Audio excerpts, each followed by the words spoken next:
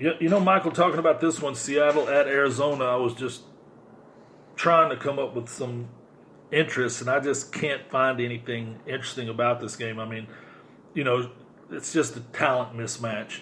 Oh yeah, it is a division game. The Cardinals are playing at home, but the Cardinals, Coach Bro, as he's known at Texas Tech, noted for his offense. They're only 26th in the league in offense and 30th in defense. So, I mean, there's total lack of talent there.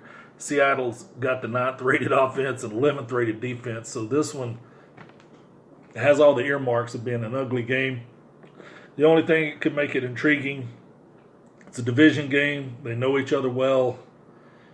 Maybe the Cardinals could get lucky and do something here, but Duke Johnson, 36 carries, 133 yards on the year. Kyler Murray, 84 for 137, 830 yards, 4 touchdowns, 3 picks. Larry Fitzgerald seems to be having a rejuvenation, as Kyler looks to him a lot, with 18 receptions, 253 yards, and 2 touchdowns. And Tyler Lockett, 22 receptions, 277 yards, 2 TDs. Russell Wilson, 75 of 105 for 901 yards and 7 TDs. The thing with this game is Seattle coming off that embarrassment game against the Saints at home. Right. And I hate to say they're going to take it out on the Cardinals. I have a feeling Right. Seattle favored by 5.5. That's it? That's it. I mean... Whoa. Okay, road game. Road game. They got a lot of guys. Quentin Jefferson's questionable. Poona Ford's questionable. Travis Homer's questionable. Rashad Penny's questionable. And Ziggy Ansah's questionable. So that could be the reason. Their walking wounded's quite lengthy there. But, yeah, I mean, Cardinals are, to their credit, they are averaging 21 points a game. Murray's doing better. He's getting better as the week goes on, but... just the talent that they have of an offensive line is not, hurt them. And, I'm just saying Seattle. Yeah, I mean, the Cardinals can't stop the run, and, they're allowing 157 yards a game rushing. This one's not going to be pretty by any stretch of the imagination. I'll say Seattle will win by more than a point spread on this one. So Minnesota 2-1, traveling to Chicago at 2-1. The Chicago Bears really surprised me. Their defense totally dominated the Redskins on Monday night. Even with the quarterback, we know we've talked heavily about the quarterback for the Bears. Not good. But the defense wins them the games. And Jim, what do you see in this game that caught your eye? Bad offensive line play. I mean, the Bears are just not good. 3 point. The quarterbacks has been getting sacked too much. But I tell you something else. Both of them sacked the quarterback a lot. Vikings have 11 sacks on the year, 5th best in the league. Vikings have 10 sacks, 6th best in the league. The Bears only allow 3.1 yards per carry rushing the ball. Now, that's going to be a big deal because the Vikings have the great Dalvin Cook this year. I mean, guys, just 57 carries, 375 yards, 4 touchdowns. I mean, he is gashing people. And then, David Montgomery, he doesn't get enough carries, I don't think, but that guy is really, really good. Vikings are giving up some yards. They're averaging, letting people have about 4.4 yards per carry. So if you're the Bears, you're like, okay, let's establish Montgomery here and try to run the ball and try to keep the ball out of Trubisky's hands. We don't want Trubisky trying to win the game for us. Let's let our running game do that. But the Cousins is at this point, it's just he has better games than Trubisky does. I think when he tries to play within himself. But I look for Minnesota. I'm going to call it upset here. I think the Minnesota's going to be able to move the ball enough to beat Chicago at home. I'm rooting for this defense for Chicago. I think they're going to be dominant. on just getting after the quarterback throughout the whole game. I'm saying the Bears are favored by 2. I'm picking the Bears to go 3-1, and with the Packers losing last night, that division is just wide open now. So I'm picking the Bears. You're picking the Bears, and I'm picking the Vikings. I just think that Dalvin Cook is just. I think he's going to be the answer. We'll see, but I just don't see how this one's going to. I mean, I'm looking for like 21-14 kind of game.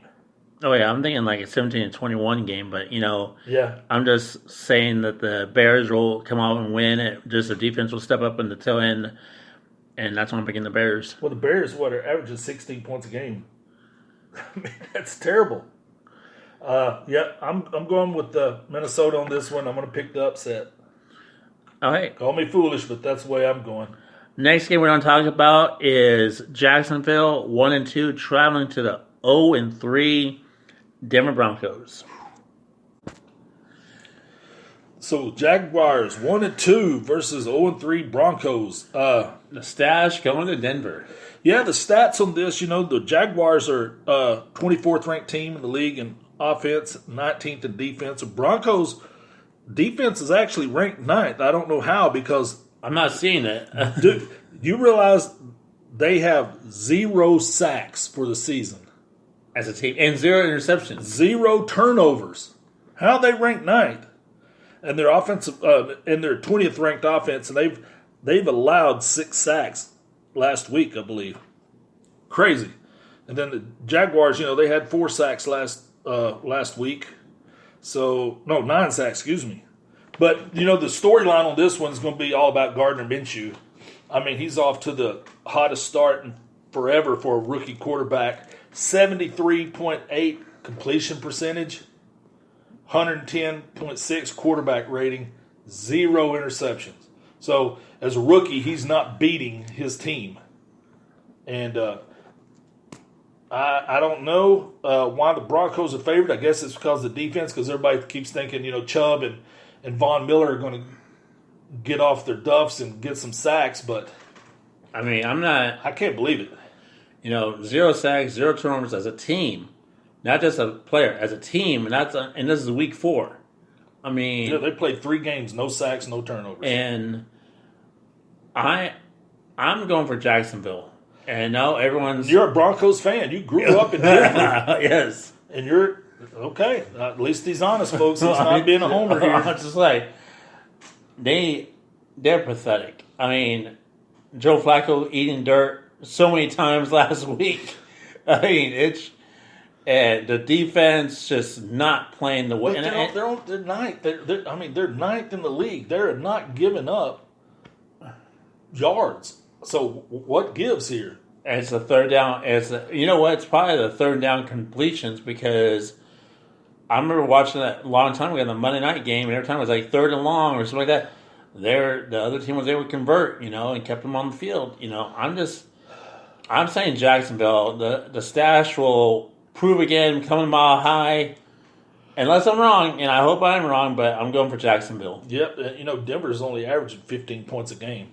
And that's pathetic. In this area, yeah. Jacksonville's averaging 19 points allowed. Jacksonville's allowing 20 points a game.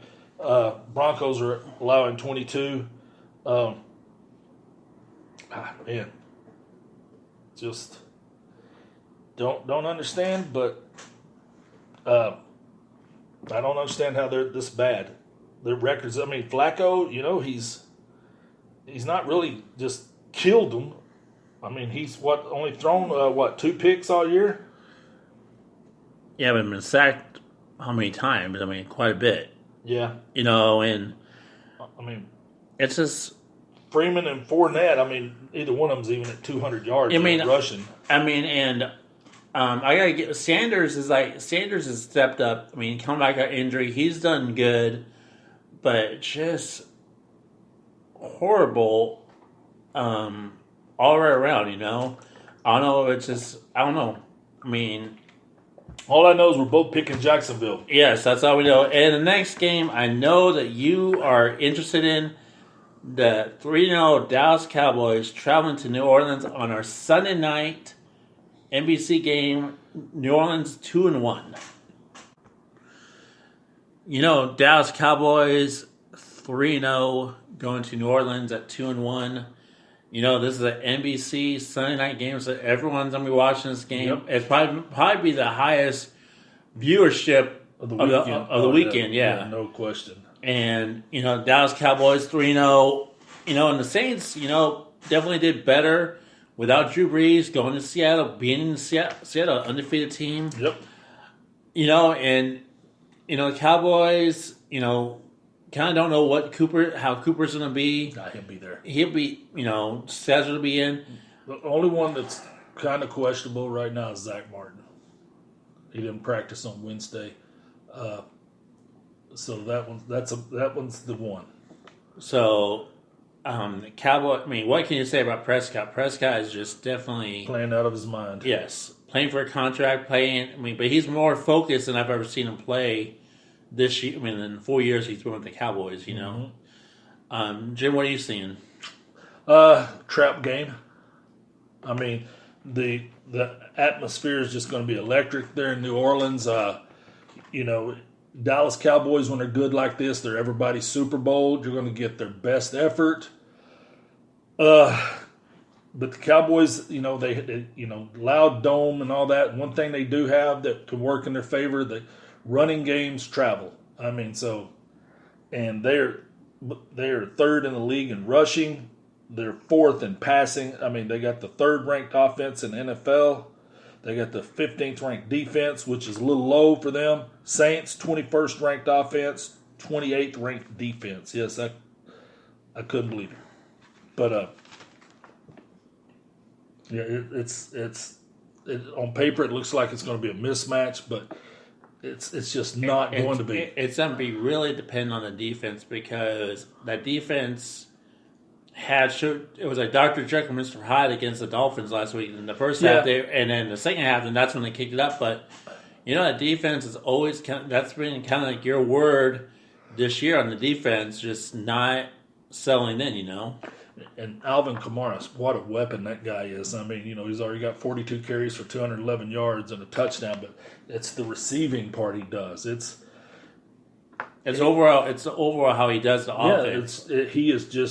He can just kill you in so many ways. But Ezekiel Elliott, 55 carries, 289 yards, 2 TDs. He is off to his best start in his career. They had 200-yard rushers last week. Cowboys' offensive line right now is playing great, and a lot of this game is going to depend on whether the Saints can get pressure. Just sending the front four, because the way Cowboys scheme, these guys are running wide open. I mean, it's. It all looks like it should be Cowboys, Cowboys, Cowboys, but the Saints at home, just crazy stuff can happen down there.